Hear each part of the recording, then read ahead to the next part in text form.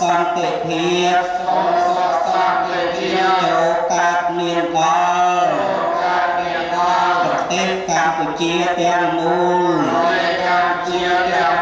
ព្រះសង្ឃពុទ្ធបរិស័ទនិងប្រជាពលរដ្ឋខេត្តកំពង់ឆ្នាំងជិត 1000 អង្គនាក់នៅរសៀលថ្ងៃទី 29 ខែធ្នូឆ្នាំ 2025 ចូលរួមប្រារព្ធពិធីបួងសួងសុំសុខសន្តិភាពសម្រាប់ព្រះរាជាណាចក្រកម្ពុជាដែលបានធ្វើឡើងនៅវត្តអរញ្ញការាមស្ថិតនៅសង្កាត់កំពង់ឆ្នាំងក្រុងកំពង់ឆ្នាំងដោយបានប្រព្រឹត្តទៅក្រោមអធិបតីភាពព្រះទេពមុនីសុខឋានព្រះមេគុណខេត្តកំពង់ឆ្នាំងនិងឯកឧត្តមបញ្ញត្តិអនុរដ្ឋលេខាធិការក្រសួងព័ត៌មាននិងលោកយិនសាវេនអភិបាលរងខេត្តកំពង់ឆ្នាំងព្រមទាំងមានការនិមន្តអញ្ជើញចូលរួមពីព្រះមន្ត្រីសង្ឃខេត្តក្រុងស្រុកនិងអាជ្ញាធរមូលដ្ឋានយ៉ាងច្រើនកកកផងដែរព្រះមន្ត្រីសង្ឃដែលបានចូលរួមបានមានសង្ឃដីកាលើកឡើងថាពិធីនេះមានកម្មវិធីសមាធិពិធីធម្មទេសនានិងកិច្ចពុទ្ធសាសនាបួងសួងដើម្បីអំពាវនាវឲ្យសេចក្តីសុខសន្តិភាពនិងស្ថិរភាពកើតមានឡើងវិញលើទឹកដីកម្ពុជាតាមគោលការណ៍អហិង្សាមនុស្សធម៌និងសាសនាក្នុងថ្ងៃនេះព្រះសង្ឃក្នុងខេត្តកំពង់ឆ្នាំងដឹកនាំដោយព្រះធម្មវង្សាធិបតីព្រះមេគុណខេត្តកំពង់ឆ្នាំងព្រះអង្គបាននឹងធ្វើនៅពិធីសច្ចកិរិយាដើម្បីប្រកាសរកនូវសន្តិភាពជូនដល់ព្រះរាជាណាចក្រកម្ពុជាយើងដែលកន្លងមកយើងបានឃើញហើយអំពីផលវិបាកនៃសង្គ្រាមអញ្ចឹងសន្តិភាពនាំមកនូវសេចក្តីសុខកណ្ដុំរមណីយកម្មទាំងផ្នែកពុទ្ធសាសនានិងពុទ្ធបរិស័ទទាំងអស់បាននៅភាពរីកលូតលាស់បានអាស្រ័យនៅសន្តិភាពអញ្ចឹងហើយទើបព្រះសង្ឃក្នុងខេត្តកំពង់ឆ្នាំងយើងបានធ្វើនៅពិធីសច្ចកិរិយានេះដើម្បីដោះដូរនៅបំណងដ៏ធំធេងគឺសូមឲ្យប្រទេសកម្ពុជាយើងបាននៅសុខសន្តិភាពនឹងឯងជំរាបពរអាត្មាជួសមុខឲ្យមន្ត្រីសង្ឃខេត្តមានព្រះមេគុណជាដើមហើយការជួបជុំព្រះសង្ឃនិងពុទ្ធបរិស័ទថ្ងៃនេះគឺធ្វើសេចក្តីបួងសួងសុំសេចក្តីសុខសេរីចម្រើនដល់ព្រះរាជាណាចក្រកម្ពុជាមានគោលបំណងសំខាន់នោះគឺដើម្បីលើកទឹកចិត្តស្មារតីដល់ព្រះកងទ័ពដែលការពារនៅព្រំដែននិងឧទ្ទិសកុសលដោយសច្ចៈវាចានេះឧទ្ទិសកុសលជូនដល់វីរៈកងទ័ពដែលបានពលីក្នុងសមរភូមិហើយក៏បានរៀបចំក្នុងខេត្តកំពង់ឆ្នាំងរបស់យើងឲ្យមានវិធីធ្វើសច្ចៈប្រណិធានបួងសួងសុំសេចក្តីសុខដីចម្រើនគឺជាការបំផុសមួយសម្រាប់ដល់ប្រជាជនក៏ដូចជាមានការដល់ទាំងប្រសង់ទាំងប្រជាពុទ្ធបរិស័ទឲ្យមានការសាមគ្គីគ្នាហើយជាពិសេសនោះក្នុងការធ្វើនេះគឺដើម្បីជាការបួងសួងមួយដើម្បីនឹងសូមនៅសេចក្តីសុខសេចក្តីចម្រើនឲ្យពិភពលោកឃើញថាប្រទេសកម្ពុជាគឺត្រូវការសន្តិភាពមិនត្រូវការសង្គ្រាមទេសាសនាផ្សារជាប់សន្តិភាពព្រោះថាបើសិនជាយើងមានសាសនាទៅគឺជាការនាំមកនៅសន្តិភាពនាំមកមេត្តាចិត្តមិនមានការកាប់សម្លាប់ឬក៏ថាបៀតបៀនគ្នាទៅវិញទៅមកបើសិនជាយើងអត់មានសាសនាទេអញ្ចឹងគឺទៅជាលក្ខណៈមួយមានការបៀតបៀនគ្នាទៅវិញទៅមកអត់មានការមេត្តាចិត្តឲ្យគ្នាទៅវិញទៅមកក្រោមស្មារតីរួមគ្នាសង្គ្រាមនិងអំពើហិង្សាមិនមែនជាជំរឿសក្នុងការធានាបាននៅការរស់នៅប្រកបដោយភាពសុខដុមរមនាក្នុងសង្គមឡើយតែវាជាការខាត់បងនិងជាវិនិស្សកម្មមនុស្សជាតិរបស់ពិភពលោកផ្អែកលើពុទ្ធវត្តខាងលើនេះពិធីបួងសួងសុំសេចក្តីសុខសន្តិភាពសម្រាប់ព្រះរាជាណាចក្រកម្ពុជាបានផ្ដួចផ្ដើមឡើងដោយមានចក្ខុវិស័យបណ្ដុះនៅការការពារសន្តិភាពនិងស្រឡាញ់សន្តិភាពការបណ្ដុះនៅបញ្ញាស្មារតីឆន្ទៈនិងការពង្រឹងនៅសាមគ្គីភាពរបស់ប្រជាជាតិខ្មែររួមគ្នាដើម្បីគាំទ្រនិងជឿជាក់លើការខិតខំប្រឹងប្រែងរបស់រាជរដ្ឋាភិបាលកម្ពុជាជាទូទៅគ្រប់ប្រទេសទាំងអស់ក្នុងសកលលោកបើកាលណារវល់តែជាប់ដៃជាមួយនឹងសង្គ្រាមទេការរីកចម្រើននិងការអភិវឌ្ឍគ្មានទេព្រោះសង្គ្រាមយើងដឹងហើយថា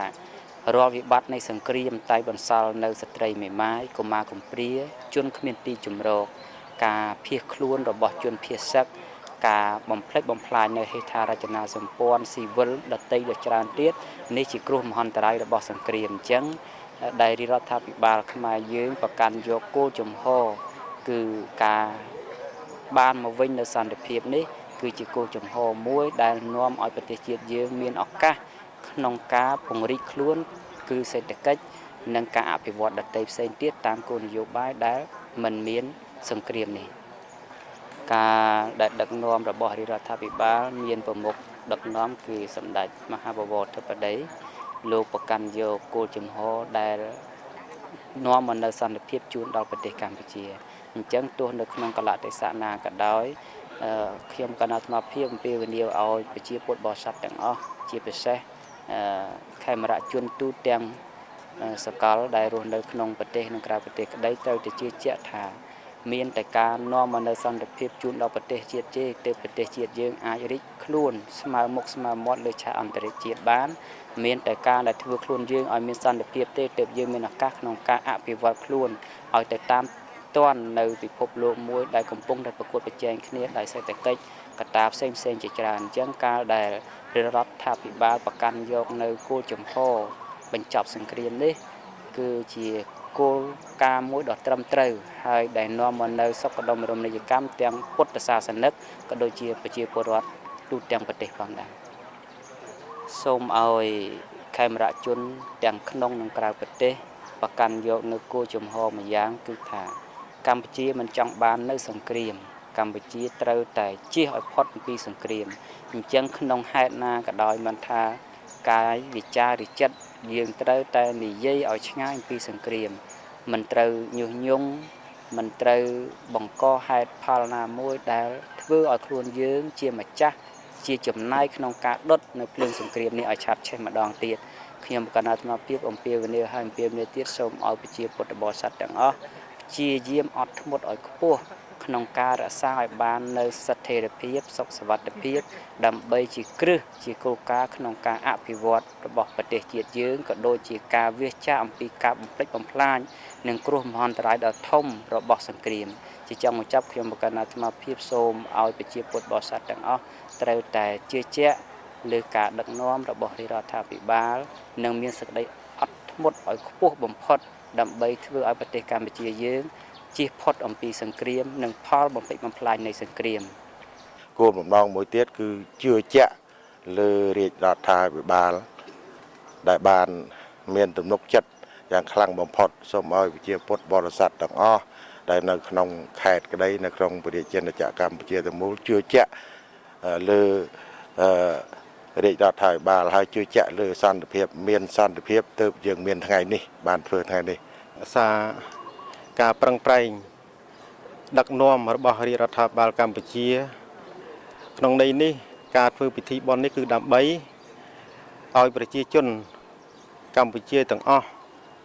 រួមសាមគ្គីគ្នាជឿជាក់លើរាជរដ្ឋាភិបាលដើម្បីរក្សាបាននៅសុខសន្តិភាពឧទ្ទិសបួងសួងសូមសេចក្តីសុខដល់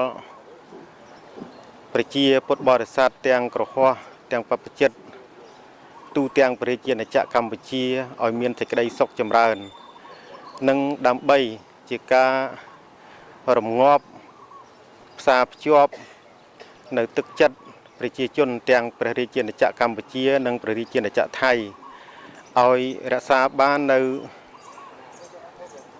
សុខសន្តិភាពនិងជៀសវាងនៅអំពើហិង្សាទាំងឡាយលើកទឹកចិត្តដល់វីរៈកងទ័ពដែលកំពុងការពារព្រំដែនសម្ដែងឲ្យឃើញពីសាមគ្គីភាពរវាងខ្មែរនិងខ្មែរ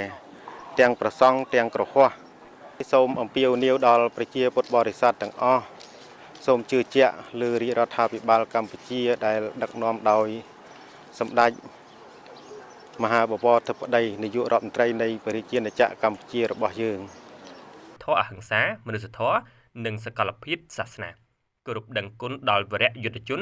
និងឧទ្ទិសកុសលដល់វិញ្ញាណក្ខន្ធយុទ្ធជនពលីនិងប្រជាពលរដ្ឋបង្កើនភាពជឿជាក់របស់សហគមន៍អន្តរជាតិមកលើព្រះរាជាណាចក្រកម្ពុជាក្នុងការបញ្ចប់នៅសង្គ្រាមនិងតម្រូវការនៅសន្តិភាពពិធីនេះមិនត្រឹមតែជាពិធីសាសនាទេ